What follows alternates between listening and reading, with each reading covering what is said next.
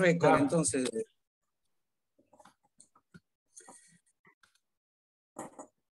Hola, buenas tardes. Le damos entonces la bienvenida. Gracias a los participantes. Gracias a Federico en la apoyatura técnica y también asistente. Y agradecemos a Ariel Facio, profesor de la UNIPE, por este espacio que preparó para ocuparnos hoy de la temática del trabajo, del futuro del trabajo. Ariel es profesor de la UNIPE. Ahora voy a dar algunas referencias más precisas sobre su perfil académico. Pero voy a decir antes que es un estudioso de la filosofía del trabajo. Él viene de la filosofía, se graduó en filosofía, en la licenciatura, es doctor también en filosofía por la UBA, es investigador del CONICET, y es profesor adjunto ordinario, recientemente incorporado en esa categoría, en la UNIPE, en un área que está pensada en función de la carrera de filosofía que se lanzó este año en la universidad, en un área que es la filosofía de la tecnología. La carrera de filosofía en la UNIPE tiene en su diseño, le cuento a los que están viéndonos ahora remotamente, sincrónicamente, pero también a los que puedan después seguirnos o ver este espacio luego. La UNIPE tiene una carrera de filosofía con una intención desde el diseño de conversar, que la tradición filosófica sea pensada y estudiada en función de su conversación con los problemas actuales, contemporáneos, que atraviesan la esfera pública. Y sin duda uno de ellos es la tecnología, otro es el trabajo, el futuro del trabajo, las relaciones laborales, y cómo van a configurarse y pensarse en la contemporaneidad y en el futuro. La semana de la UNIPE virtual tiene esa intención de abrir las puertas de la universidad, mostrarle a la sociedad, a los que quieran pasar y conversar y estar aquí, mostrarle lo que estamos haciendo, lo que estamos estudiando, con qué intención lo estamos haciendo, con qué intención lo estamos estudiando, cuál es nuestro proyecto formativo, y a partir de eso conversar. Y esto es lo que preparó Ariel hoy. Hizo el esfuerzo, porque toda conversación requiere siempre un esfuerzo de las dos partes, por parte del profesor doctor Ariel Facio. El esfuerzo que hizo fue tratar de condensar su área de estudio y su trayectoria, que ya no es menor, porque los años van pasando, sobre estos temas de la filosofía del trabajo, condensarlo y buscar las formas de conversar con preocupaciones y problemáticas que están vivas en la esfera pública. No voy a decir mucho más, los dejo con Ariel. Gracias por acompañarnos. Gracias, Esteban, y bueno, gracias a quienes están aquí. Bueno, la idea es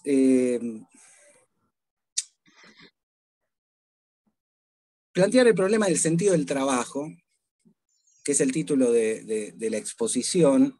Quizás no el mejor título, en principio porque si llegaron a ver el resumen propuesto, aparecen varios sentidos, así que en todo caso tendría que ser los sentidos del trabajo, antes que el sentido. Y ese título es una excusa para plantear algunas cuestiones básicas en torno al concepto de trabajo. La primera, principal, ¿qué es el trabajo? De ahí esta cuestión de distintos sentidos que se le pueden dar al trabajo, que de hecho se le dan al trabajo, y que son funcionales, creo. Es decir, que existen y ejercen un rol determinado en la sociedad. Y también otras preguntas como, ¿para qué sirve el trabajo? La idea entonces sería proponerles tres sentidos, tres grandes sentidos, desarrollarlos un poco, ayudándonos con algunos autores clásicos, y confrontarlos con un escenario actual que surge a partir de un informe del Banco Mundial, que ya tiene unos años, desde 2016, que plantea una proyección para los próximos 20, 30 años respecto al futuro del trabajo. Les decía, en el resumen ya adelanto tres grandes sentidos para el concepto de trabajo, que son los siguientes: como factor de producción, como forma de regulación social, y quizás el más polémico, pero quizás también el más interesante, como ontología del ser humano. Así que la idea sería ir más o menos explicitando estas tres formas de entender el trabajo, para finalmente, digamos, tratar la problemática que les mencionaba respecto a su futuro próximo. El primer sentido, como factor de producción, es quizás el más conocido, ¿no? Es el trabajo pensado como uno de los factores necesarios para crear una mercancía, es decir, un bien o un servicio. Los factores de producción en términos de la economía, de cómo lo entiende la economía, son tradicionalmente la tierra, el trabajo y el capital. Tierra y trabajo siendo los factores originarios, es decir, aquellos factores que están en la base de los demás. Los demás incluiría el capital. Hay algunos autores, digamos, en distintas épocas que incluyen otros factores productivos. Se puede incluir el conocimiento, por ejemplo, o el empresario, ¿no? Distinguiéndolo del capital. Y otras variantes, de hecho son categorizaciones. Pero lo que nos interesa respecto a este sentido es la propia idea de factor de producción, ¿no? De aquello que se necesita para crear, en este caso, una mercancía, una suerte de bien o servicio vendible. Y para desarrollar esto, digamos, querría partir de una asociación que entiendo se da en el modo de producción capitalista entre dos nociones distinguibles, que son la productividad y la rentabilidad. Entiendo que para cierto liberalismo, el capitalismo aparece como el mejor sistema conocido e incluso como el mejor sistema posible. Esto es Hayek, digamos, ¿no? O sea,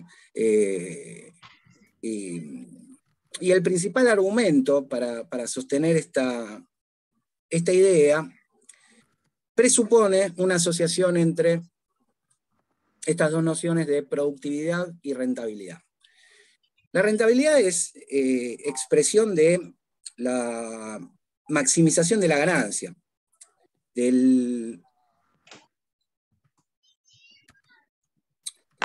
la búsqueda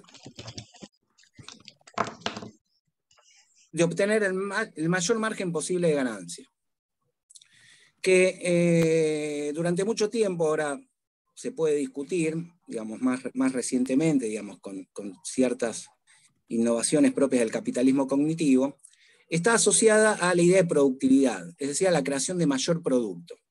Ahora lo vamos a profundizar un poquito, digamos, cuando vayamos un poco al origen de estas nociones. Pero se puede pensar, para entender esta asociación, en Adam Smith, cuando en La riqueza de las naciones plantea que, como resultado de la potencia productiva de la división del trabajo,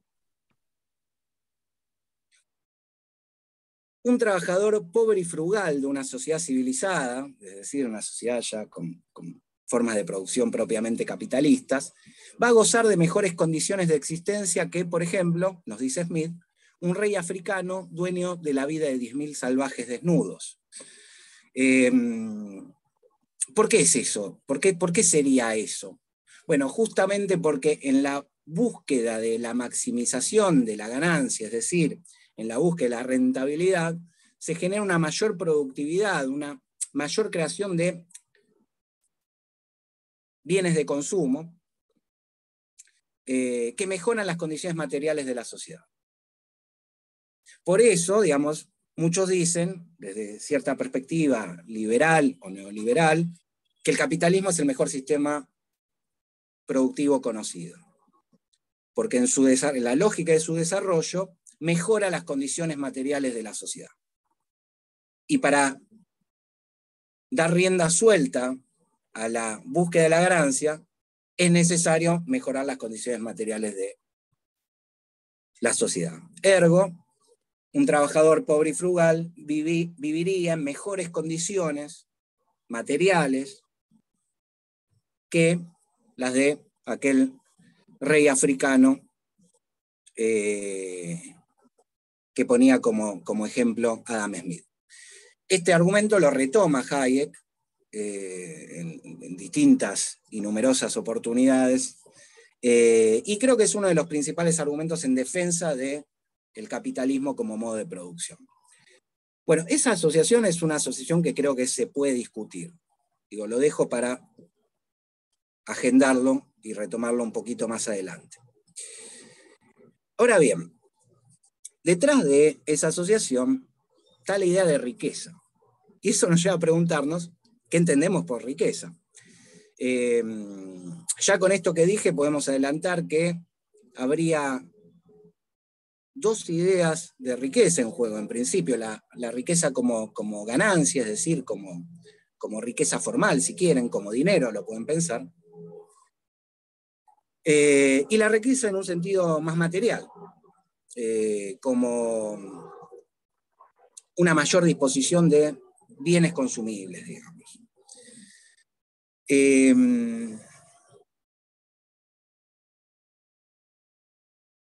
¿Qué es la riqueza entonces? Bueno, si vamos a Marx, por ejemplo,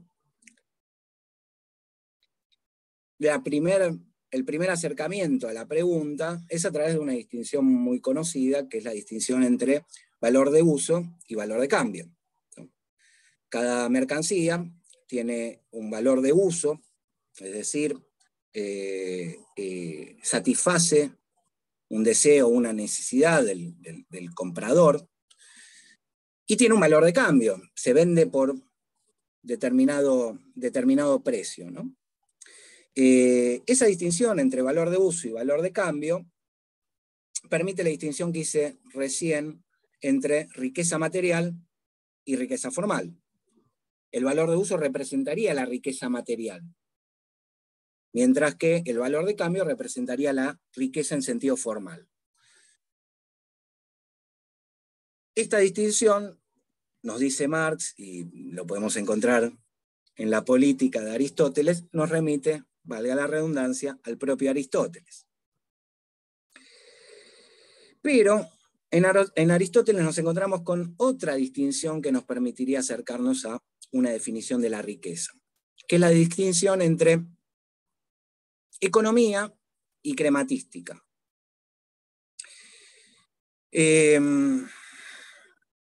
Para profundizar esta distinción es necesario recordar que el fin de la economía, el objetivo de la economía, lo que da sentido a la economía para Aristóteles, son las condiciones materiales para la vida en la polis. Es decir, es aquella actividad técnica que permite obtener aquello que la polis como sociedad necesita para reproducirse a sí misma. A esto va a haber que agregarle una determinada concepción de lo que es la vida en la polis, pero a eso nos vamos a abocar en un ratito. La economía hace uso de lo que Aristóteles llama crematística, que es el arte de la adquisición. Es propiamente esa técnica, digamos, ¿no? O sea, la maximización, la aplicación de la racionalidad, de la racionalidad instrumental a la obtención de esos medios materiales para la vida en la polis.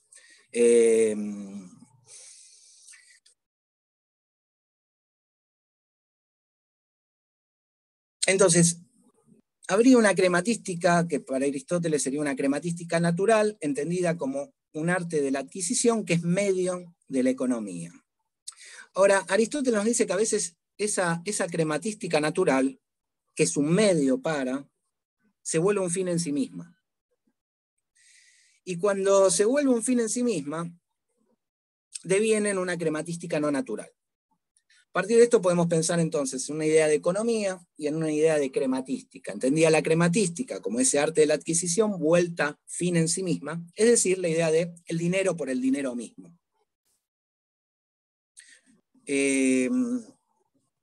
Nos dice Aristóteles, cito de la política. Así pues, una especie de arte adquisitivo es naturalmente una parte de la economía, ¿no? La crematística natural. Es lo que debe facilitar o bien procurar que exista el almacenamiento de aquellas cosas necesarias para la vida y útiles para la comunidad de una ciudad o una casa, es decir, la economía. Y parece que la verdadera riqueza proviene de estos, pues la provisión de esta clase de bienes para vivir bien no es ilimitada. Y acá noten dos nociones que aparecen. Dice vivir bien, subrayemos el bien, y el no es ilimitada, ¿no? La cuestión del límite.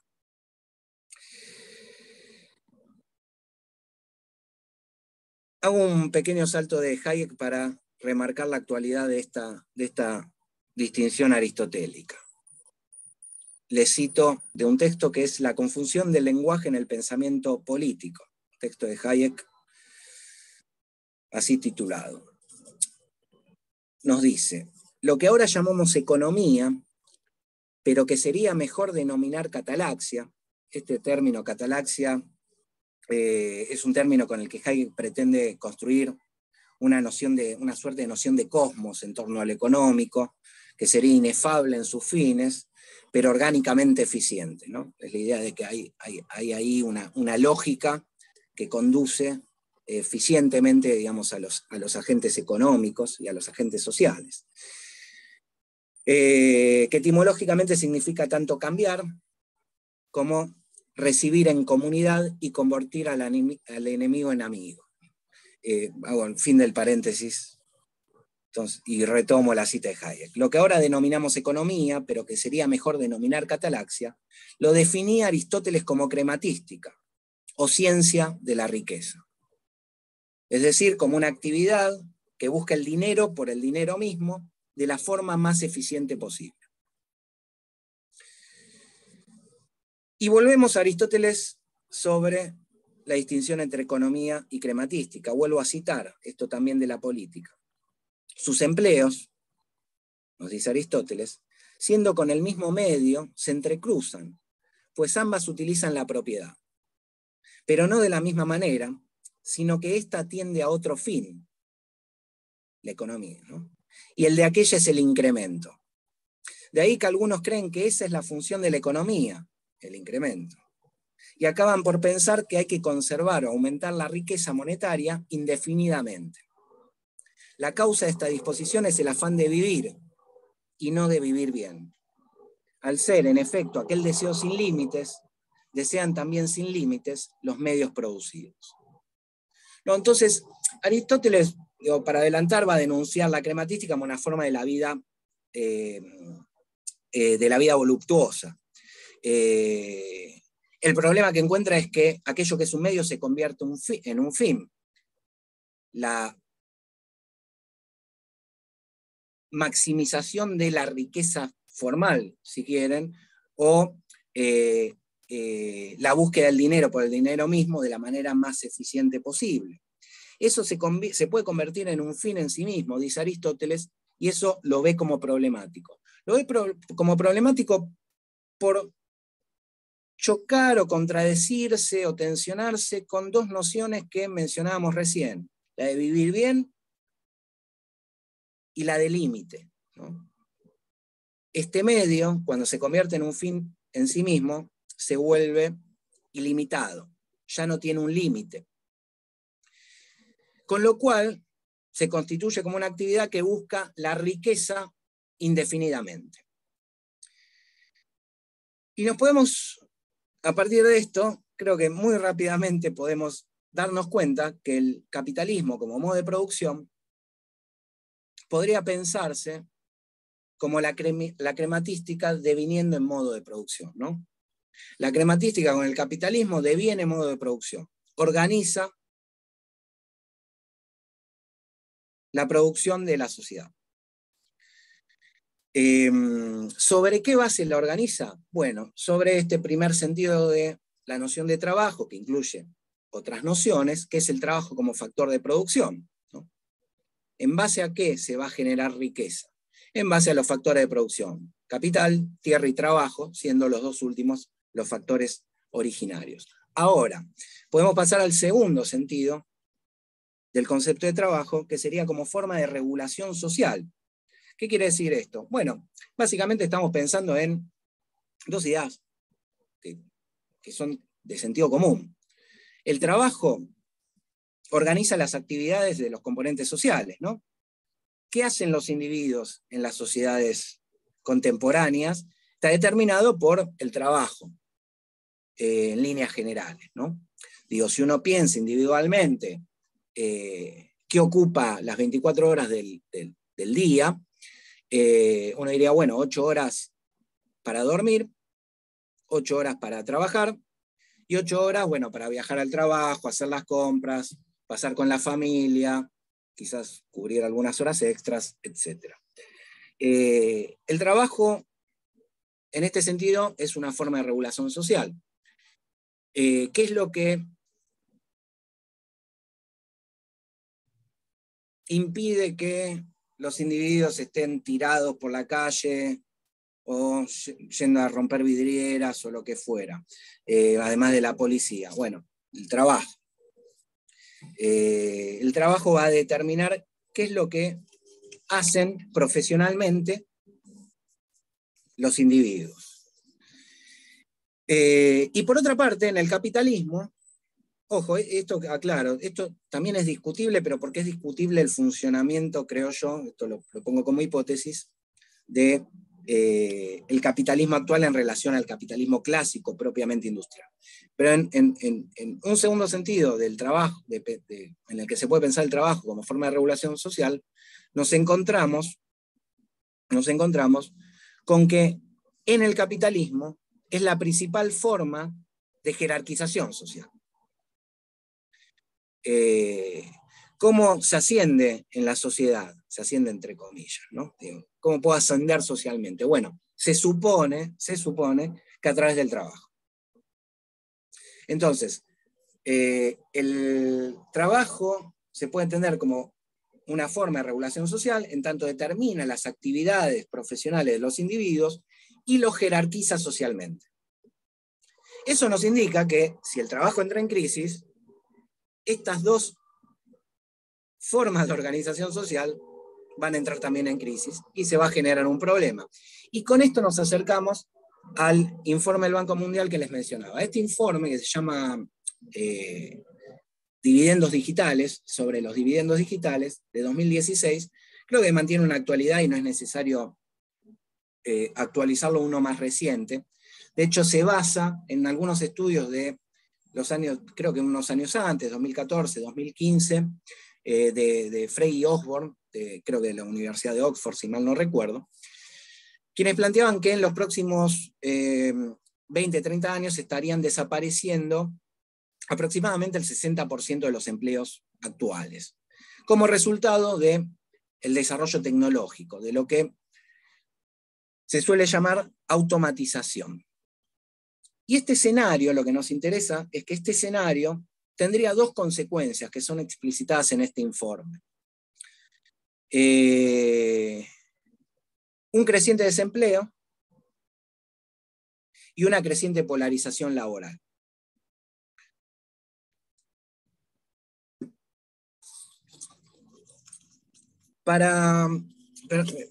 Segundito que voy a prender la luz porque se vino la noche. Bueno, me da justo.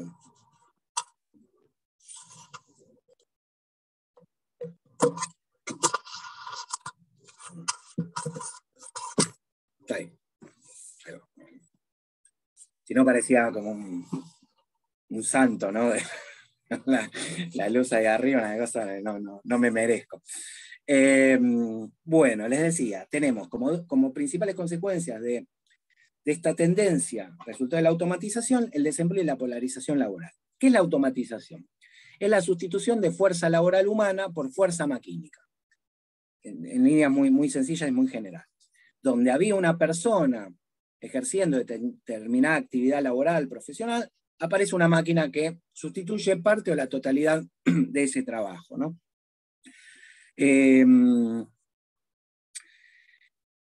Esto genera desempleo, en principio porque ya no se necesita que esté esa persona realizando esa actividad, sino, en todo caso, digamos, personas construyendo las máquinas, que se supone que deberían ahorrar tiempo. Y por el otro lado, una polarización laboral que es resultado de que este 60% de trabajos, empleos que estarían desapareciendo, serían en su mayoritariamente, serían mayoritariamente los de capacitación media.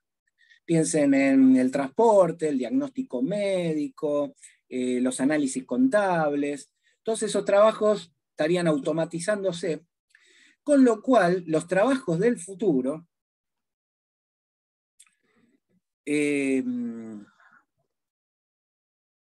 estarían en los dos extremos de la polarización. Serían empleos de alta calificación en un extremo o de baja calificación en el otro. Uno tiende a pensar el trabajo del futuro y dice, bueno, físico, ingeniero del... Sí, podría entrar en un extremo. Más bien, igual en el extremo de alta capacitación, creo que por la tendencia tendríamos que pensar más bien en community managers, bueno, manejo de redes, de determinados actores, ese tipo de cosas, marketing. Pero lo que interesa es el otro extremo, que estarían manteniéndose los trabajos de muy baja calificación. Por ejemplo, bueno, ejemplo obvio que encontramos hoy y que vimos fortalecerse fuertemente con la pandemia es el repartidor, ¿no? Rappi, Globo, Pedido Ya, etc. Bueno, ese es uno de los empleos del futuro, si bien el transporte tendería a automatizarse también. Entonces nos encontramos, si esta tendencia es cierta, nos estaríamos encontrando con un problema, si también es cierto en el sentido que sea funcional esa definición del trabajo como forma de regulación social, ¿no? Tanto el desempleo como la polarización laboral reconstituyen las condiciones en que la sociedad determina qué es lo que hace cada individuo y cómo lo jerarquiza.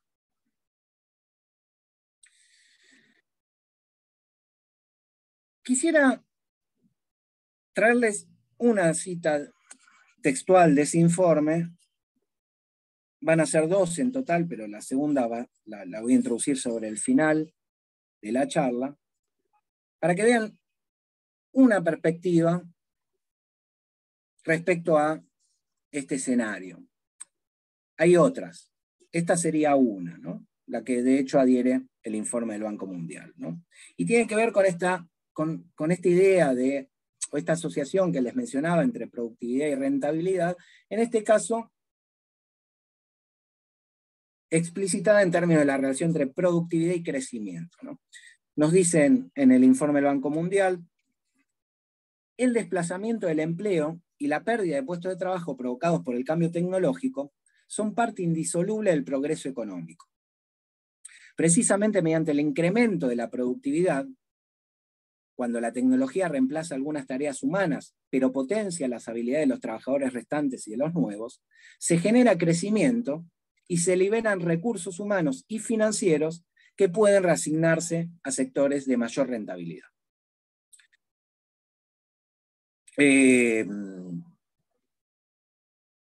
Esto es cierto, pero tiene una trampa. Es cierto que el incremento de la productividad libera recursos humanos, ¿no? la idea básica de la automatización es la sustitución de fuerza laboral humana por fuerza maquínica. Eso libera tiempo humano para realizar otras actividades. El tema es qué se hace con esa liberación. El planteo es que, bueno, deberían reasignarse a otros sectores de mayor rentabilidad. Ahora, ¿qué destino nos depara el futuro si el escenario es el de un creciente desempleo y una mayor polarización laboral? Claramente estaríamos yendo a un escenario de creciente desigualdad, ¿no? Y de hecho hay varios autores que están pensando el capitalismo actual como una suerte de neofeudalismo. Ahora, lo que nos interesa para retomar el problema de los sentidos del trabajo es esta relación entre productividad y crecimiento. Y ahora me voy a abocar a algunas referencias al propio Marx que, aclaro, son consistentes con ideas fundamentales de lo que podríamos llamar cierta economía ortodoxa, ¿no? Estoy pensando en alguien que mencioné 2 o 3 veces ya, que es Friedrich Hayek, ¿no? Respecto a esto, no hay una diferencia de concepto entre un Marx y un Hayek. Y es importante tener muy claro esto, ¿no?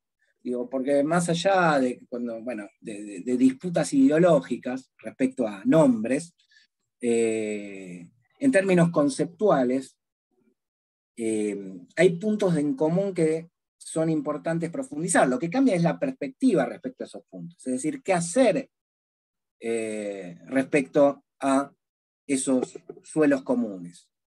Pero no cambia el análisis conceptual. No en todo, ¿no? Obviamente. Pero en estos puntos, y en este en particular, nos encontramos con lo mismo, ¿no?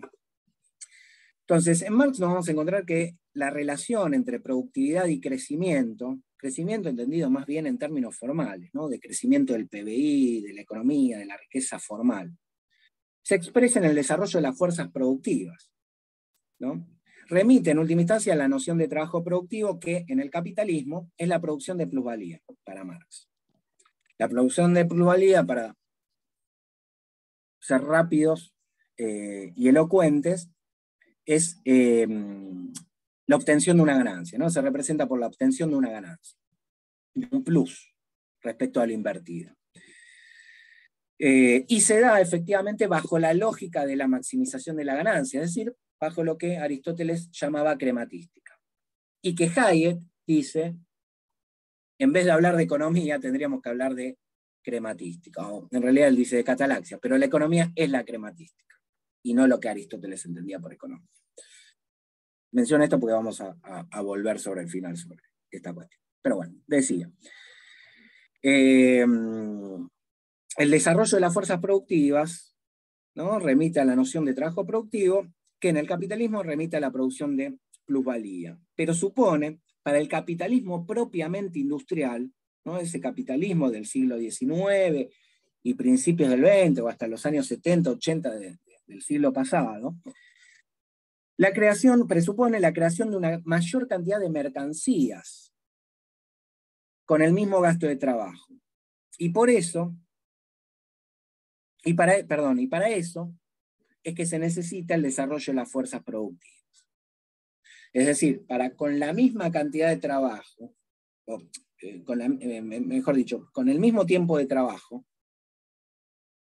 crear más mercancías, necesito desarrollar las fuerzas productivas. ¿Qué sería un ejemplo de desarrollo de las fuerzas productivas? La introducción de una innovación maquínica en el proceso de trabajo, ¿no? La introducción de la típica, la gran innovación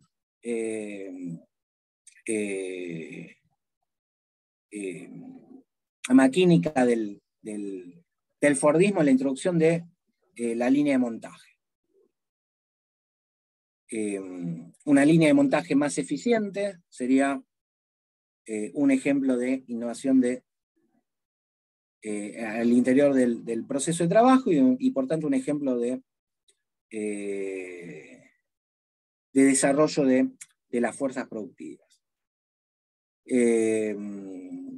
Ahora bien, el desarrollo de las fuerzas productivas, nos dice Marx, es cada vez más una función del desarrollo tecnológico, es decir, del desarrollo de la ciencia y de la técnica, que en principio va a aparecer como un factor externo al capital, exterior al capital.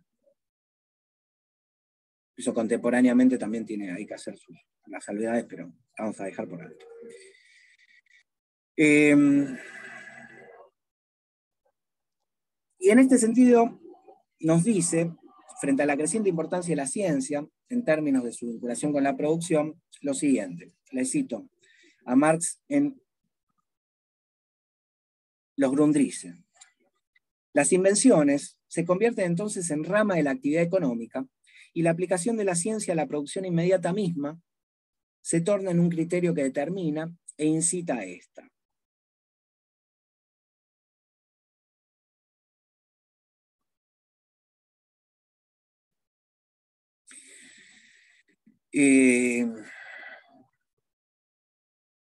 Básicamente, la idea es la misma que mencionaba para la automatización, ¿no? Por la propia lógica de la maximización de la ganancia, se da un desarrollo de la fuerza productiva, porque se quiere producir más con lo mismo. Ese producir más con lo mismo permite maximizar la ganancia, obtener una mayor ganancia. Sin embargo, se hace a costa de una mayor eficiencia productiva, que genera los resultados que plantea el informe del Banco Mundial de 2016. Una tendencia al desempleo y eventualmente, por las condiciones de este último salto tecnológico, la polarización laboral. Pero esa es la base que mencionaba al principio para muchos autores plantear el capitalismo como el mejor sistema productivo conocido o posible. ¿Por qué? Porque en la maximización de la ganancia desarrolla las fuerzas productivas y hace que la producción sea, en general, más eficiente, que se pueda producir más con lo mismo, ¿no? Ahora, esto, de nuevo, no vamos a entrar sobre esto, pero también es discutible para toda una serie de elementos antiproductivos en el capitalismo contemporáneo, ¿no? Pueden pensar en las patentes, la obsolescencia programada, una serie de factores que no son estrictamente materiales, pero lo que nos interesa remarcar es que en esta lógica,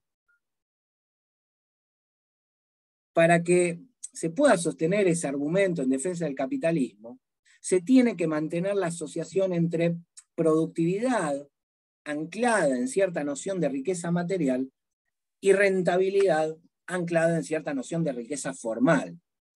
¿Qué es producir más? Bueno, producir más es más bienes y servicios que satisfacen necesidades o deseos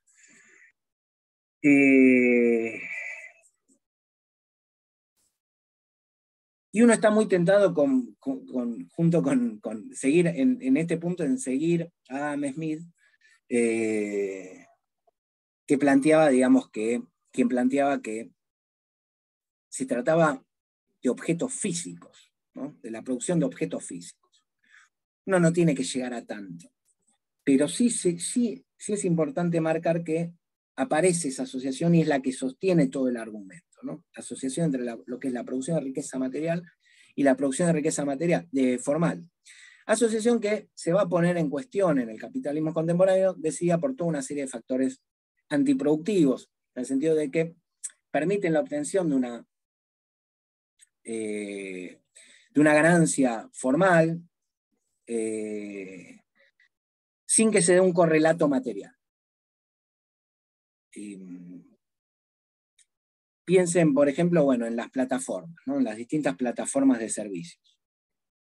Si pensamos bueno, las que mencionaba recién, ¿no? De repartición, pueden pensar en Netflix, pueden pensar en los distintos tipos de plataformas que obtienen una renta por los viajes en taxi, por la televisión, bueno, esa renta. ¿Crecienta la riqueza de la sociedad o no? Digo, ese agente, digamos, que aparece ahí, bueno, ofrece un servicio. Ahora, ofrece un servicio que se da en ciertas condiciones monopólicas, lo que llevan a discutir esa asociación. No es el punto igual, el punto central, pero no lo quiero dejar mencionar porque es importante, creo, en el escenario actual. En cualquier caso, quería ir llegando al tercer sentido de trabajo. Y para eso quisiera traer lo que Virno denomina una tesis de Marx muy poco marxista, que es un fragmento muy conocido de los Grundrisse, del fragmento sobre las máquinas, en el que Marx adelanta la crisis del valor y la disolución, en última instancia, de la teoría del valor.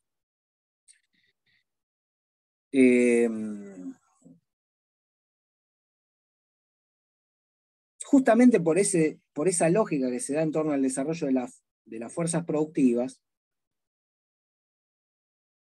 el valor para Marx va a entrar eventualmente en crisis.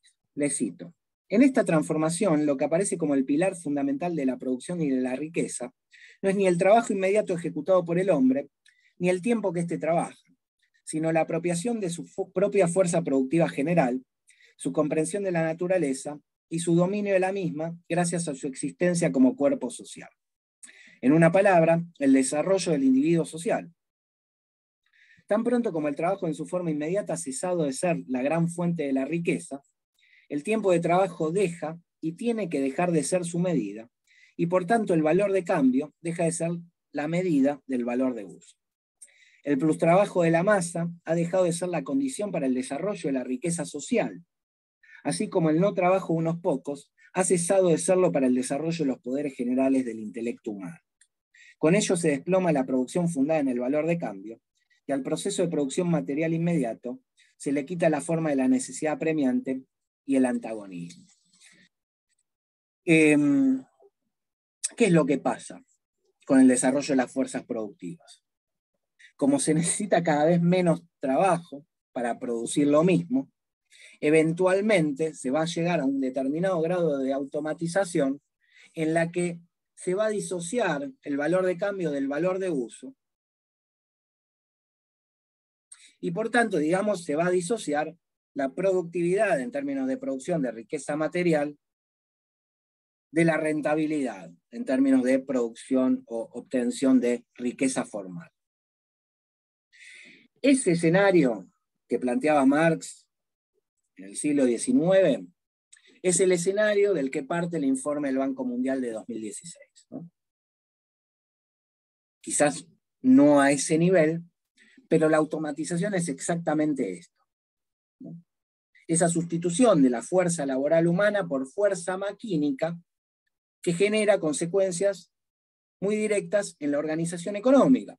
Consecuencias que nos permite estos dos primeros sentidos del trabajo que mencionamos empezar a explicar.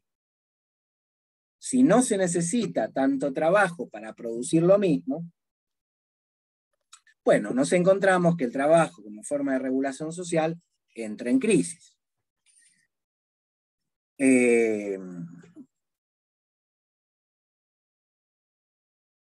Para Marx, estas son las condiciones materiales de la emancipación.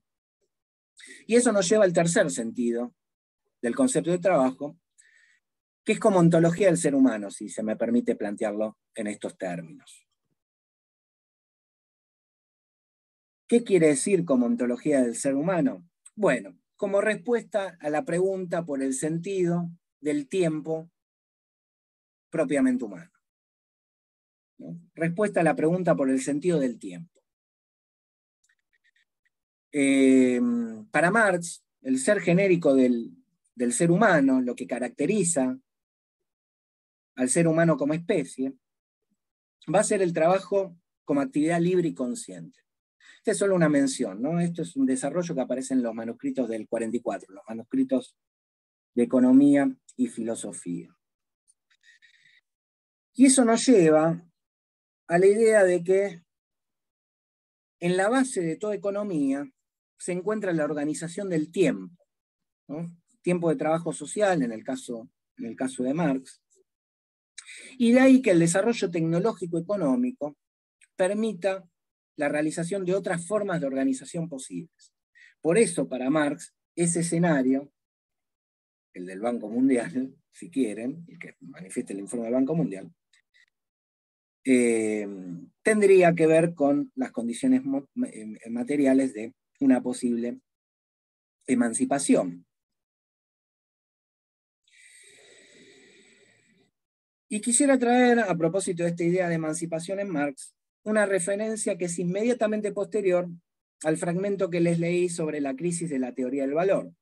¿Qué dice inmediatamente después de plantear que eventualmente el valor va a entrar en crisis por el desarrollo de las fuerzas productivas? Bueno, dice lo siguiente: desarrollo libre de las individualidades y por ende no reducción del tiempo de trabajo necesario con miras a poner plus trabajo, sino en general reducción del trabajo necesario de la sociedad a un mínimo, al cual corresponde entonces la formación artística, científica, etcétera, de los individuos, gracias al tiempo que se ha vuelto libre y a los medios creados para todos. Y en este momento creo que sería apropiado volver al informe del Banco Mundial, con otra cita literal. Ya estoy terminando igualmente.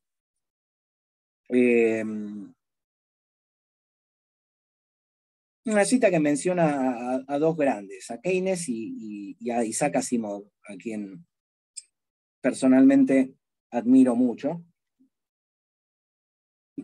Y aprovecho para recomendar la trilogía de La Fundación.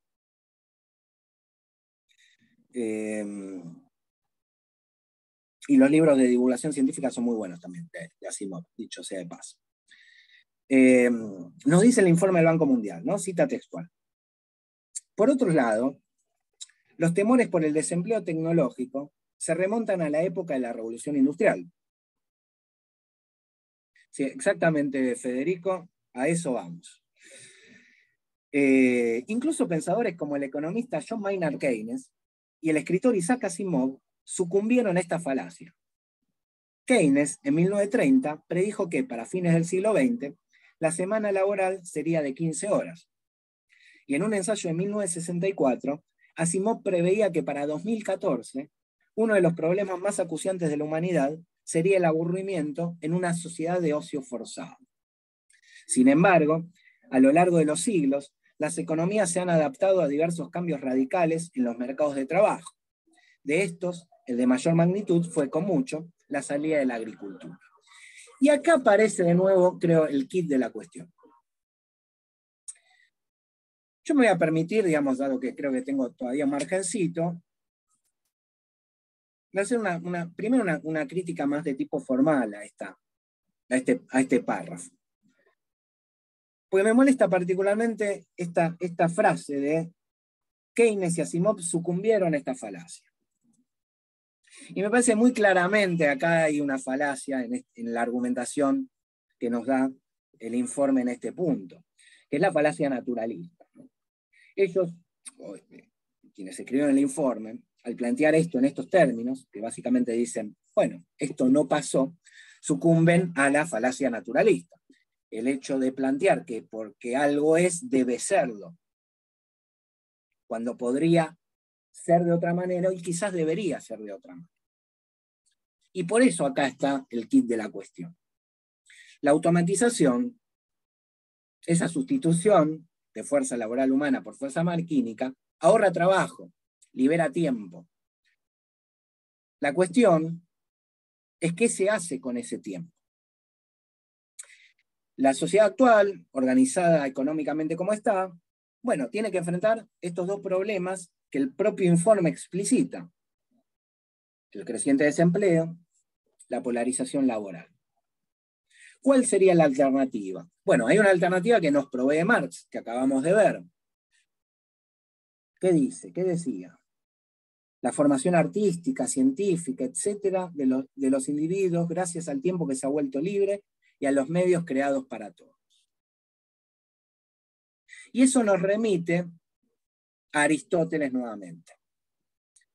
Cuando hacíamos la distinción entre economía y crematística de Aristóteles, la economía tenía un límite para Aristóteles, que estaba dado por el fin de la economía, el objetivo de la economía, lo que le da razón de ser a la economía, que eran las condiciones materiales para la vida en la polis.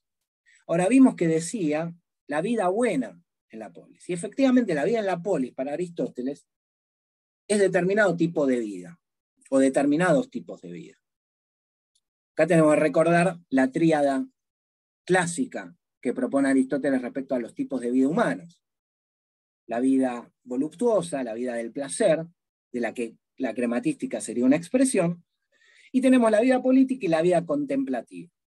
El ejercicio conceptual que me gustaría proponer es hacer una suerte de actualización de los tipos de vida aristotélicos, por lo menos de los dos últimos. ¿Cómo pensar hoy la vida política, la vida contemplativa? Bueno, creo que hoy, siglo XXI, la vida contemplativa la vida política tendría que pensarse más ampliamente. Creo que el propio Aristóteles también la podía pensar en estos términos. Digamos como vida social, ¿no? No es la actividad política propiamente dicha, por lo menos no solamente. Son las actividades sociales en general, que pueden ser los trabajos de cuidado, el desarrollo, el cultivo de las amistades, el cultivo del amor, los deportes, si quieren, ¿no? Todas las actividades sociales. Y la vida contemplativa, si uno hace cierta deconstrucción del concepto, creo que nos puede llevar a pensarla rápidamente como vida creativa. Las ciencias, las artes, como diría Marx, y también, ¿por qué no?, la propia contemplación, ¿no? Poder observar el mundo, dedicar tiempo a observar el mundo, observarse a sí mismo. Esas vidas son lo que le dan sentido a la sociedad, a la propia vida humana y a la economía en Aristóteles, ¿no? La economía se encarga de proveer las condiciones materiales para vivir bien. ¿Qué es vivir bien? Para Aristóteles es vivir humanamente. ¿Por qué estos dos tipos de vida son los más propiamente humanos? Bueno, porque para Aristóteles el ser humano es un ser social y un ser racional. Si ampliamos lo racional a lo creativo y lo social a actividades que van más allá de la propia actividad política, creo que encontramos un rango lo suficientemente amplio como para que sea difícil cuestionar o discutir en términos de ausencia esta categorización tan clásica y tradicional de Aristóteles. Y acá propongo ese ejercicio también. Digo, ¿qué es lo que queda por fuera de la vida social contemporizada, entendida en este sentido más amplio, y de la vida creativa, también contemporizada, ¿no?, en este sentido más amplio? ¿Qué otras cosas tenemos para hacer como seres humanos existentes en este mundo y con un tiempo limitado? ¿Qué es lo que queda fuera? ¿Qué se puede discutir en términos de arbitrariedad en las vidas que Aristóteles podría considerar hoy como más propiamente humanas, y por tanto las vidas que deberíamos querer poder vivir? ¿Por qué es importante esta mención y por qué creo que merece plantearse como un tercer sentido, en este caso ontológico, del ser humano? Bueno, porque frente al escenario de automatización en particular, pero cualquier escenario que responda a la problemática económica, lo que en última instancia está en discusión es eso: cómo vivimos, y podría estar en discusión cómo queremos vivir. Creo que en este punto Marx sigue a Aristóteles. Creo que para entender lo que es la emancipación en Marx hay que remitirse, bueno, al propio Marx a través de los manuscritos del 44, a su noción de ser genérico, que nos va a llevar a su vez al propio Aristóteles y a esta concepción de La vida humana que depende de una determinada concepción de lo que es el ser humano. Ahora, volviendo a la cita que les traía del informe del Banco Mundial. Decían que Asimov y Keynes sucumbieron a esta falacia de pensar que el desempleo tecnológico es irremontable. Y yo me permitía responder que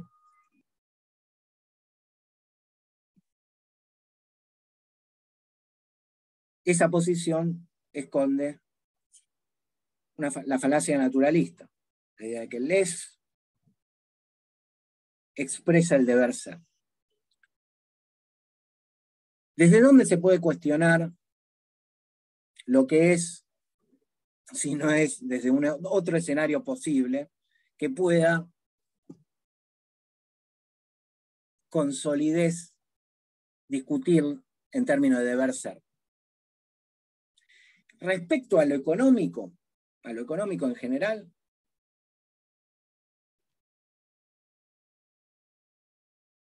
creo que en última instancia tenemos que remitirnos a una cuestión quizás demasiado fundamental como para que sea fácil traerla a la mesa, pero no sé si hay otra manera, que es la cuestión del sentido de la vida, el sentido de la vida humana.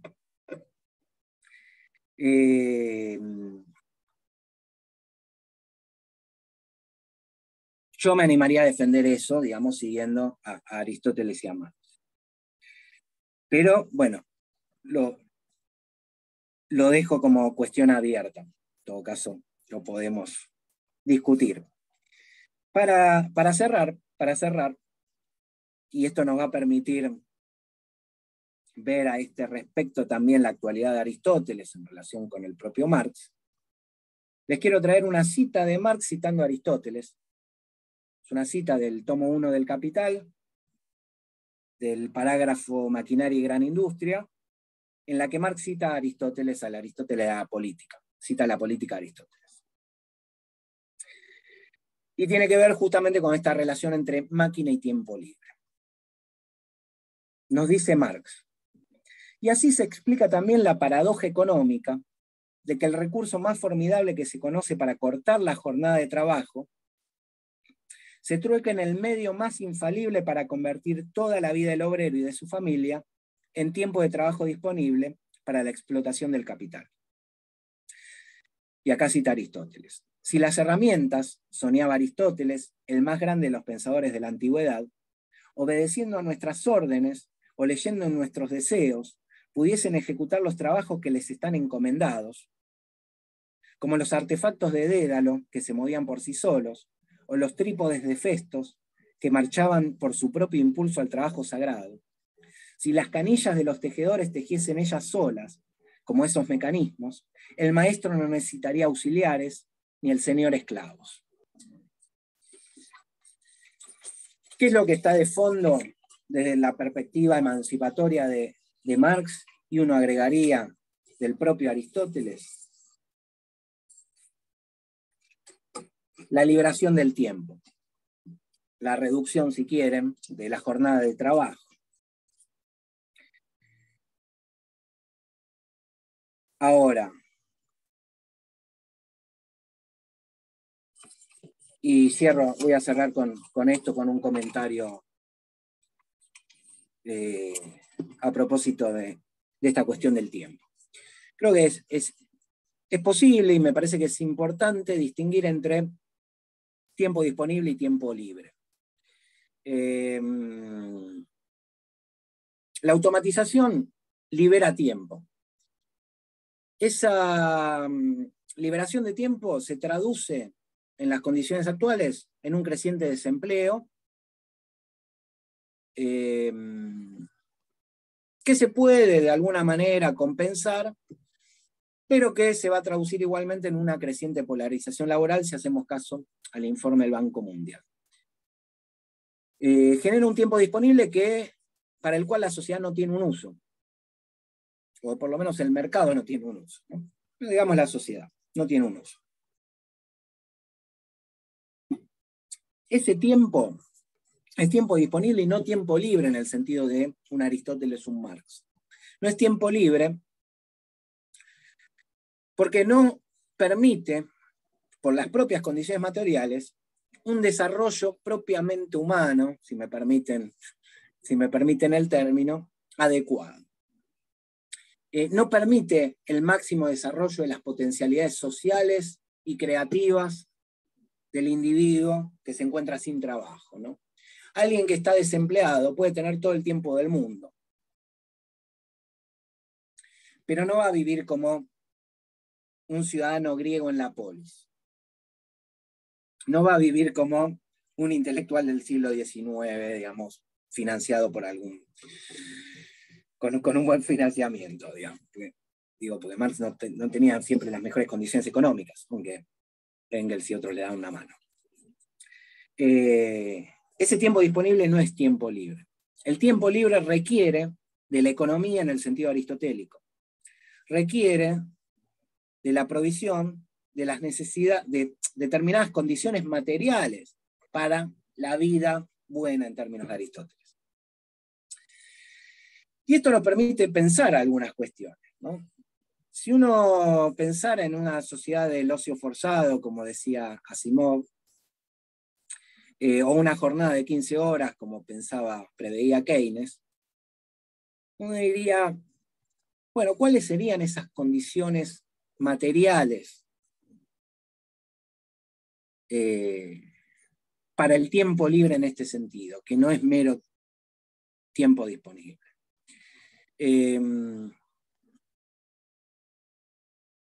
Y creo que un punto de comparación que es interesante, actual, un poco trillado quizás, pero me parece que es válido, es el de la educación superior, ¿no?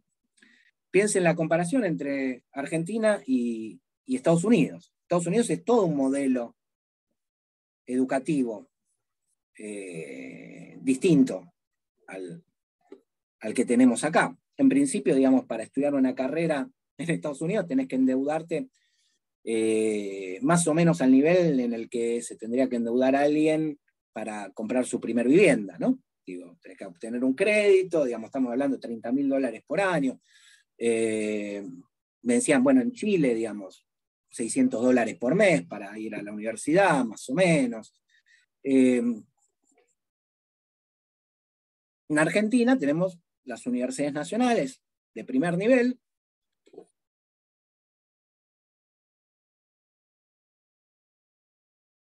siendo ejemplo de otro modelo que está más en esta línea, ¿no? En esta línea más aristotélico-marxiana, ¿no? A lo que voy es la posibilidad de formarse y formarse indefinidamente a nivel superior, bien podría ser un ejemplo de condición material para el tiempo libre. O pónganle el término que quieran, la vida buena aristotélica, etc. Y así hay otras, ¿no? Esa discusión, creo que exige la discusión anterior, quizás más difícil, pero no imposible, sobre el sentido de la vida. Y para cerrar, una última reflexión sobre esa cita del informe del Banco Mundial que les traía sobre Keynes y Asimov.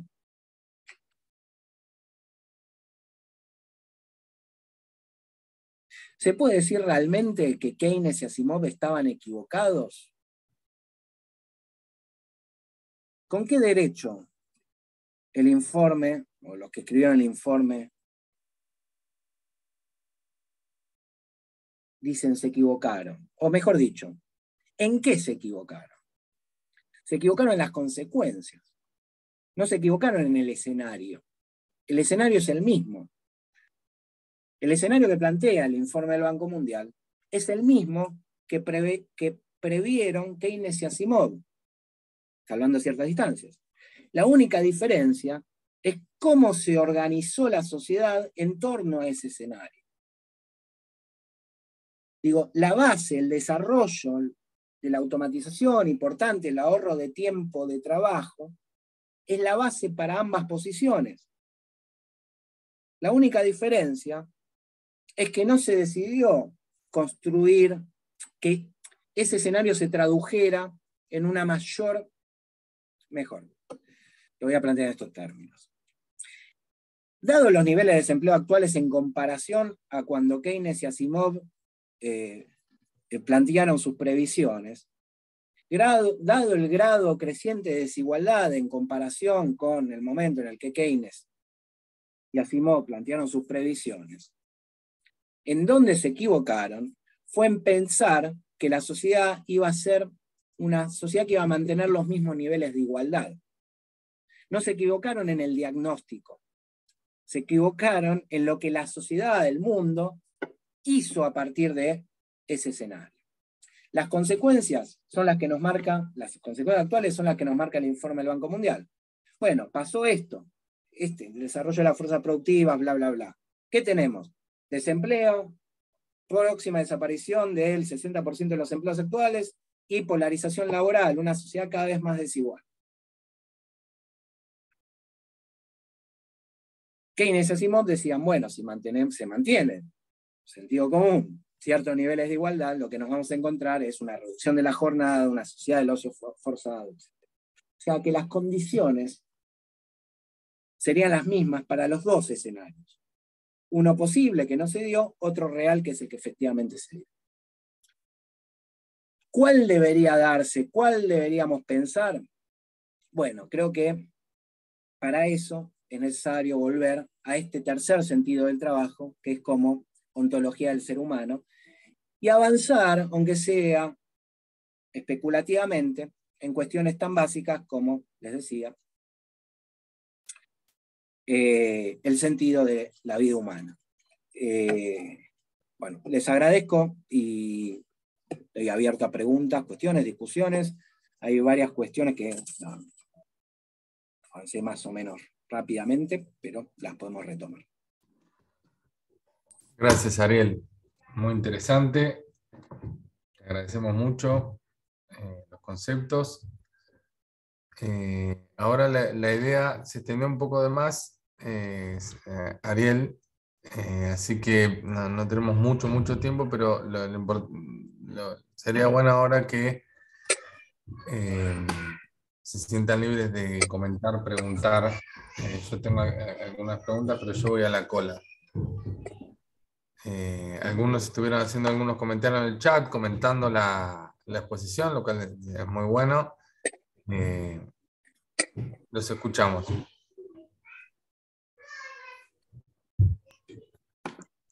Sí, Ariel, yo desde mi lógica de formación, más bien, no sé si llamarlo economista o pragmática o como se les ocurra denominarla, y te lo ponía en el comentario como cuando vos hablabas de esto, de cuál es en definitiva, el kit de la cuestión, y bueno, googleé cuándo murió Keynes, y Keynes está hablando, bueno, él muere en la plena vigencia de la década de oro del capitalismo, donde posguerra hubo una distribución del ingreso que me imagino que en el imaginario de Keynes es que iba a continuar, ¿no? A partir de los 70 sabemos que hay un retroceso en la distribución y hay otra forma de producción que es eh, producto de la escuela de Hayek, que lo nombrabas hoy, de la ideología y del pensamiento neoliberal. Yo lo que pensaba en última instancia es digamos, que, que el designio de Keynes y Asimov, digamos, no se pudo cumplir porque justamente nadie se puede dar una buena vida cuando no puede cubrir su costo de reproducción. Entonces, para mí, en última instancia, desde mi mirada, eh, el kit de la cuestión está en cómo se distribuyeron los frutos de este aumento de productividad producto del mecanicismo, de la incorporación de las máquinas y la tecnología en la producción. Nada, solamente hacer ese comentario y saber, digamos, qué pensás vos sobre eso. si es correcto esta hipótesis y si va en la orientación que vos estás proponiendo. Sí, sí, totalmente. Yo creo que hay dos grandes lógicas o dos grandes proyectos de organización económica mundial, que son por un lado la acumulación y por el otro el tiempo libre. El tiempo libre hay que, creo que aclarar, no significa, digamos, dar la espalda a la producción, ¿no? De hecho, hay un caso muy, creo que marca muy patentemente, digamos, estas dos lógicas, y cómo la lógica de la acumulación es la que prima, ¿no? Que es el caso del trabajo inmaterial. El capitalismo en los últimos años dio un giro que fue muy importante y que pasó desapercibido, que tuvo que ver con la reglamentación de un nuevo régimen global de propiedad intelectual. Hace 15, 20 años vamos a encontrar una serie de autores con el mismo optimismo que podíamos ver en estas expresiones de Keynes o de Asimov. Los teóricos del fin del trabajo, aquellos que estaban viendo los movimientos de ciencia, software libre, etc. Creían que iba a ser imposible para el capitalismo convertir en mercancías bienes que en tanto inmateriales eran naturalmente en sí mismos, no rivales, no excluyentes, es decir, que podían utilizarse simultáneamente por cualquier cantidad de agentes sin detrimento en el uso de los demás, y por tanto veían, digamos, la necesidad de reformar la lógica de lo económico, porque cada vez más se consumían este tipo de bienes inmateriales y cada vez más se producían este tipo de bienes inmateriales. Ahora, ¿qué es lo que pasó? Bueno, se reorganizó básicamente políticamente el sistema de propiedad intelectual, se dio una batalla que está en vigencia, pero ya creo que está perdida, en distintos niveles, ¿no? Nivel legal, nivel económico, nivel cultural, en términos, bueno, de represión, de la piratería, etcétera, etcétera, para que la producción de bienes inmateriales, si quieren, de ideas y de expresiones de esas ideas, se organizaba en términos de la lógica de la acumulación, que es la lógica de la mercancía, que necesita ser escasa para poder ser mercancía, para poder ser un objeto vendible. Entonces teníamos dos grandes escenarios ahí nomás. Una producción libre de la ciencia, la técnica, los productos culturales. Eso no quiere decir que no requiriera financiación, pero hay otras formas de financiación. O una producción bajo la lógica de la acumulación que se traduce en una organización bajo el mando de determinadas corporaciones multinacionales. Cuando mencioné el caso de las plataformas, es lo mismo. Es lo mismo. Tenemos determinadas corporaciones multinacionales que logran imponerse en determinado sector. Perfecto, ahora esas plataformas es software. O sea, podría haber plataformas libres sin mayor problema. Y ese margen se podría utilizar para mantener mejores condiciones laborales, lo que fuera. Son dos lógicas. Son dos lógicas que están en disputa, siendo una, no diría la clara victoriosa, siendo una la hegemónica. Ahora, lo que puede ser interesante es pensar cuál sería la otra lógica, y si incluso no podría ser más productiva que la hegemónica. Porque, por ejemplo, en el caso de la producción de la ciencia, las artes, la cultura, bueno, muchos argumentan, yo me permito incluirme en esa línea argumentativa, en el sentido de que comparto la argumentación, que se producirían muchas más ideas, etcétera, etcétera, si no hubieran las restricciones que se impusieron en los últimos 15 años, ¿no? Restricciones en términos de patentes, de derecho de autor, de imposición de determinadas plataformas, etcétera, etcétera. Y eso creo que es válido para la economía en general, incluso para la economía material. Cuando mencionaba los mecanismos antiproductivos, estoy pensando en Baran y Sweezy, en realidad el término antiproducción es un término que aparece en el Antiedipo de Deleuze y Guattari, que están haciendo una lectura del Capital monopolista de Baran y Sweezy. Y en cuando uno va a Baran y Sweezy, digamos, se encuentra con que eso que ellos no llaman antiproducción, pero se puede llamar así, es una buena nominalización, son distintos aspectos. Hay uno puntualmente que es el que me interesa mencionar, que es las estrategias de ventas, que incluyen la publicidad, incluyen la obsolescencia programada, incluyen el control de los canales de distribución. Son todos mecanismos que permiten obtener una renta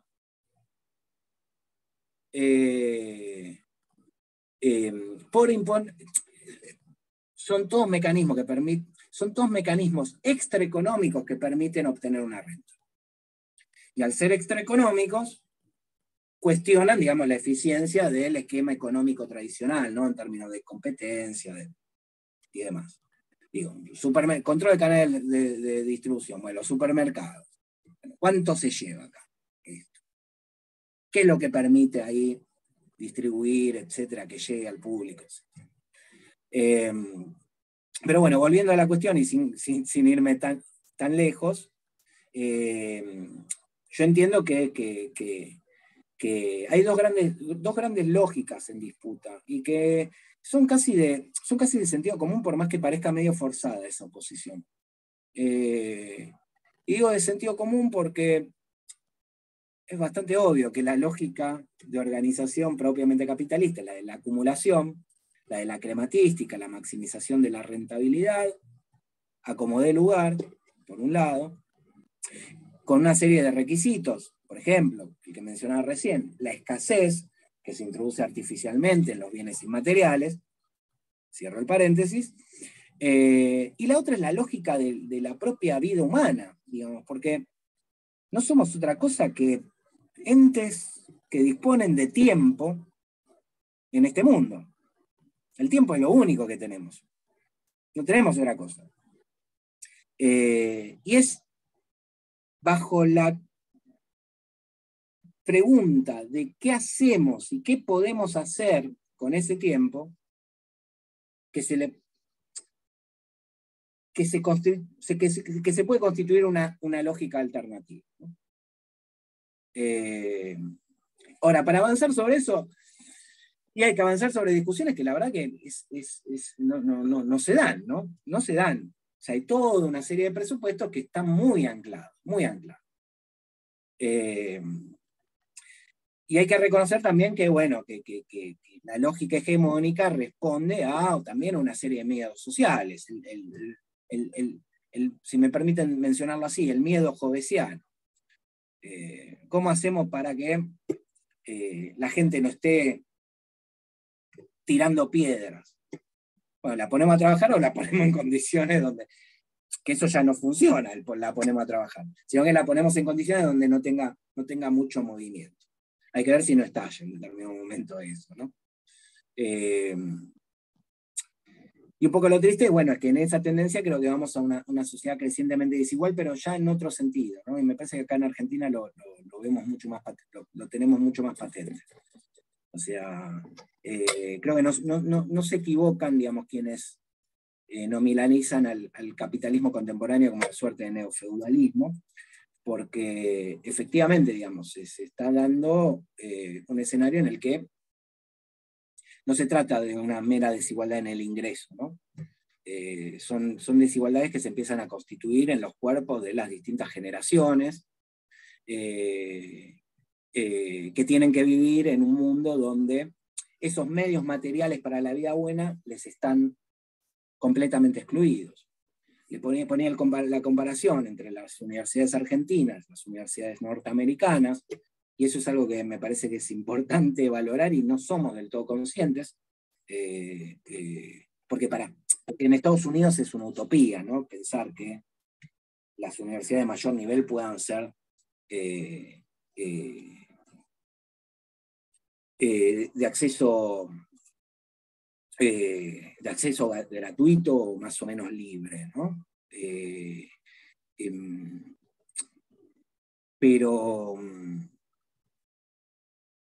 Pero más allá de eso, me parece que esas condiciones materiales, digamos, son cada vez más exclusivas, ¿no? No sé, el colegio del chico, el secundario, ¿no? Y a dónde va y le marca, ya está, te constituyó la vida, o sea, no es muy distinto que la lógica de los gremios en el precapitalismo, ¿no? O sea, bueno, te podés acceder a determinada institución, a determinada formación, a determinadas relaciones sociales, y cada vez es más profundo, ¿no? Y eso tiene que ver con esas condiciones materiales para determinados tipos de vida, que son vidas que para la gran parte de la población, países como el nuestro, digo, y creo que también a nivel mundial, son completamente ajenas, ¿no? Digo, al fin de cuentas se impuso una lógica de, bueno, me jerarquizo a través del trabajo, y a través del trabajo puedo darme el lujo de elegir mis consumos. Punto, se acabó la vida. Después que te llevas a la tumba, no sé qué se lleva a la gente a la tumba. No sé, las pibas, los tipos con los que estuvo, yo qué sé, las experiencias, los autos, si llegan a esos lujos no se lo van a llevar a la tumba. Dejarle a la familia, bueno, ciertas condiciones. Pero creo que son dos lógicas de organización social. Y hay un miedo, y con esto cierro porque me estoy extendiendo demasiado y ya estamos medio mal de tiempo, pero hay un miedo frente a formas organizativas quizás más libres, que es que, bueno, ¿cómo hacemos para decirle a la gente qué hacer, ¿no? Pues el trabajo cumple la función de forma de regulación social. Digo, determinar qué es lo que hace la gente con su tiempo, por lo menos en la tercera parte de su tiempo diario y vital. ¿Qué vamos a hacer? Si no tenemos esta motivación, la zanahoria del dinero, ¿qué hacemos? Bueno, los que tenemos cierto optimismo, digamos, cuando se hace medio de noche, miramos las estrellas, decimos, mirá todos los puntitos que hay en el cielo a los que podríamos eventualmente llegar. Ese proyecto, ¿quién lo ejerce en el mundo actual? Elon Musk, Jeff Bezos, ¿no? La carrera espacial, 2, 3, el hijo de un traficante de diamantes con el otro que... Los grandes proyectos de la humanidad lo están determinando, digamos, las cabezas de 2, 3 grandes corporaciones, o de las grandes corporaciones multinacionales, más los estados. No todos, ¿no? Algunos estados. Bueno, por eso me parece que es importante también ese segundo sentido, ¿no? Del trabajo. ¿Cómo se organiza la sociedad? ¿Cómo se organiza la sociedad? ¿Quién toma las decisiones a distintos niveles? ¿Qué decisiones se pueden tomar a distintos niveles? Etcétera. Bueno, no me quiero extender demasiado, pero bueno, más o menos me parece que compartimos la perspectiva.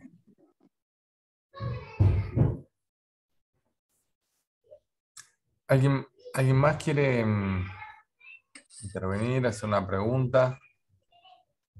Yo tenía una consulta, sí. Me pregunto en estas discusiones sobre el futuro del empleo, ¿cuán lejos estamos en Argentina comparativamente? O sea, me pregunto, por un lado, el informe del Banco Mundial o las discusiones que se dan al interior de los países desarrollados con una determinada calidad de vida, que dicen, bueno, a partir de estas condiciones, el crecimiento económico genera desempleo, ¿no? Entonces se preguntan, bajamos un par de horas a la semana, un día menos, o la discusión incluso de crecer para vivir bien o por un fin en sí mismo. Ahora, mi inquietud es, en sociedades como la nuestra, con todo por hacer, estamos a años luz de este tipo de discusiones. Es decir, bueno, me imagino las sociedades nórdicas, bueno, altos niveles de suicidios porque no se encuentran el sentido de la vida humana, porque tienen todas las necesidades básicas satisfechas, tienen tiempo libre y no saben qué hacer con este tiempo libre.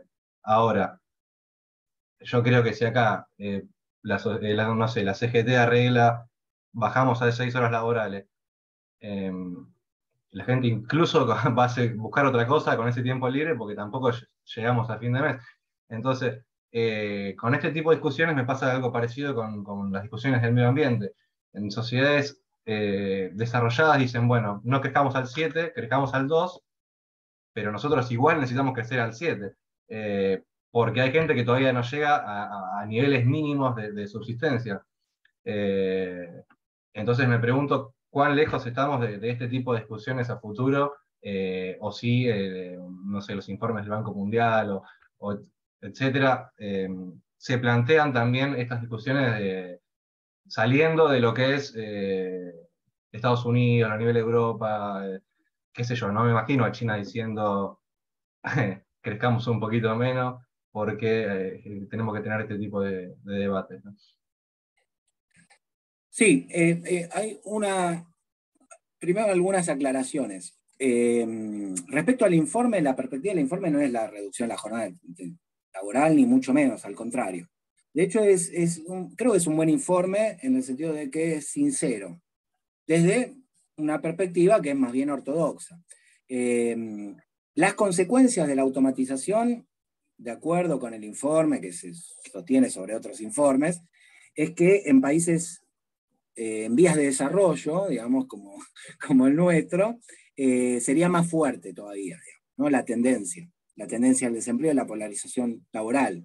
Los países más desarrollados, digamos, ya han incorporado una serie de tecnologías que países como el nuestro todavía no han incorporado, con lo cual esa tendencia al desempleo y a la polarización se va a sentir más en países como el nuestro. Eso respecto a el escenario. Después sobre la cuestión más de fondo, digamos, que la entiendo, y habría que ver en cada caso, ¿no? Los países nórdicos, la tasa de suicidio, o sea, yo la verdad no estoy suficientemente en tema como para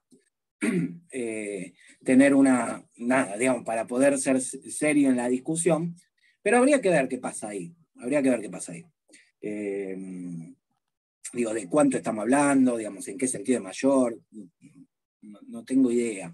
En qué si efectivamente responde a un problema de sentido o responde a otras causas, lo que fuera. Pero respecto a políticas, bueno, y claramente tenemos y no tenemos un límite. O sea, hay límites básicos. O sea, si vos querés disponer de tu tiempo, tenés que vivir con lo que tenés acceso. Como están organizadas las economías regionales, y es muy difícil avanzar si no haces una integración mucho mayor. Ahora, la integración latinoamericana respecto a la europea, y deja quizás bastante que desear. De nuevo, no soy experto en política internacional, pero si uno va a pensar ya más en términos de políticas económicas, y ahí hay límites que tienen que ver con la política económica. Y con los grados de integración. Vos sí, bueno, obviamente, querés cerrar las fronteras y decir vivimos con lo que tenemos, bueno, en determinado nivel, para tener otras cosas, digamos, vas a tener que abrir o asociarte. Yo creo que determinadas propuestas, para llevarlas a determinado nivel, probablemente políticamente requieran niveles de integración mayores a los actuales, ¿no? Digo, de integración económico, político, social, regional, como mínimo. Pero bueno, esos son problemas de política y geopolítica. Y después hay otra cuestión, que esta sí creo que va a responder más a tu inquietud.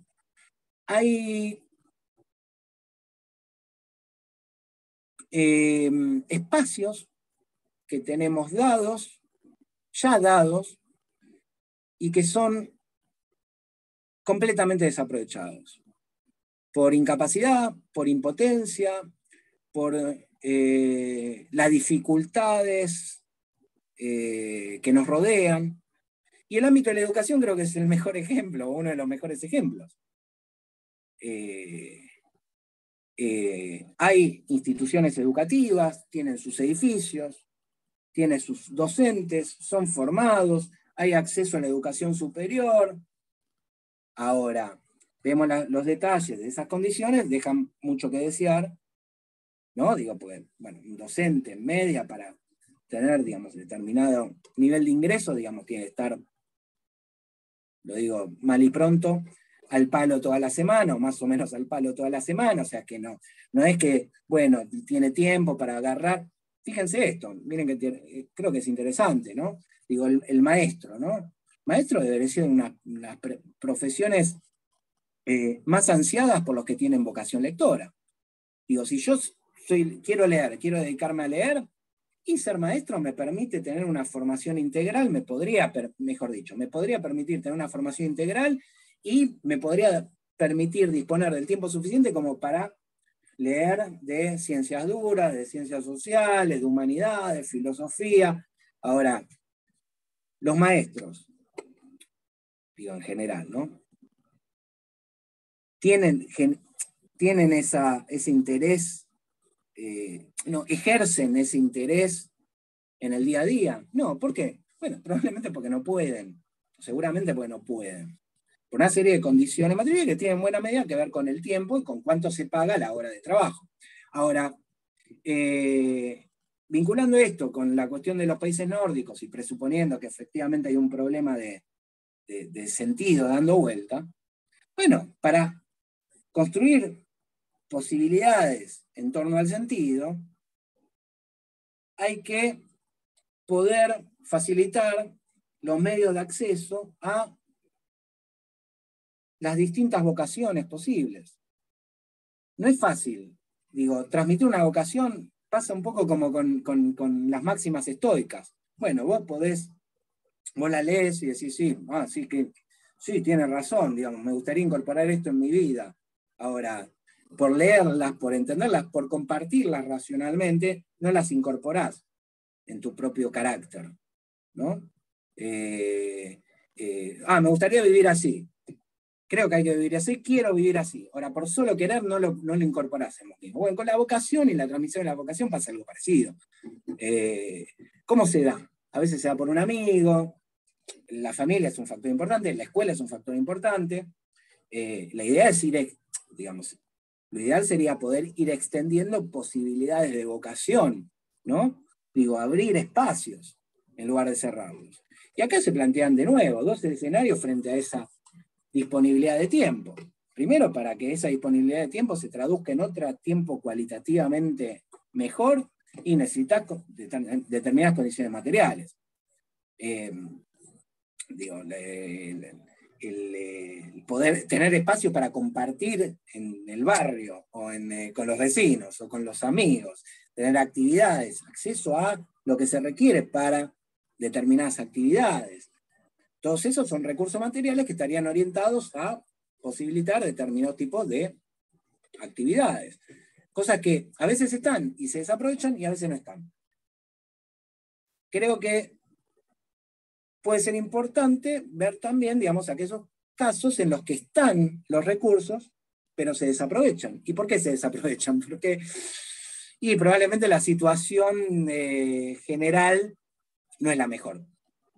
No es la mejor y dista de ser la mejor, ¿no? Pero muchas veces no es que falta el recurso, ¿no?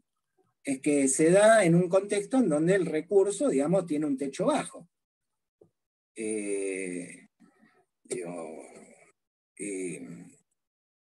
Y a veces sí faltan los recursos. Por eso, digamos, de nuevo, esa definición, creo que básica, pero entiendo que correcta de la economía en Aristóteles, como las condiciones materiales para la vida buena, es fundamental. Después, siempre está, bueno, ¿qué van a hacer las personas? Ahora, esto no es de un día para... A ver, se supone que si efectivamente hay dos lógicas, o podemos poner dos lógicas en juego, no necesariamente se trata de... pues muchas veces se piensan estas cuestiones como, bueno, a ver cómo diseñamos un nuevo modo de producción, cómo diseñamos un nuevo Estado, cómo diseñamos... No lo tenés que diseñar de entrada. Simplemente vas impulsando determinadas políticas que van hacia determinado lado, ¿no? Que van hacia determinado lado. Por ejemplo, respecto a la cuestión que planteaba antes del avance en el régimen de propiedad intelectual, bueno, en Argentina y otros países de Europa y demás existen, digamos, los repositorios institucionales por ley que permiten que todavía haya acceso a la ciencia que se produce en el país. Eso podría no estar. Y que esté, creo que marca una diferencia. Lo mismo lo que decía respecto a la educación superior. Acá tenemos otro problema en Argentina. ¿Por qué no acceden? No se accede como querríamos que se acceda, digamos, a la educación superior. Bueno, por otros problemas que no que no hacen estrictamente a ese recurso disponible. Son problemas previos. Nosotros en Argentina tenemos el problema de la comida en la boca. Y no ya cómo hacer para que un niño que tiene un interés por el piano pueda acceder a ese instrumento. Digo. No sé si más o menos, digamos, aporté algo al planteo. Se puede replicar si quieres igual.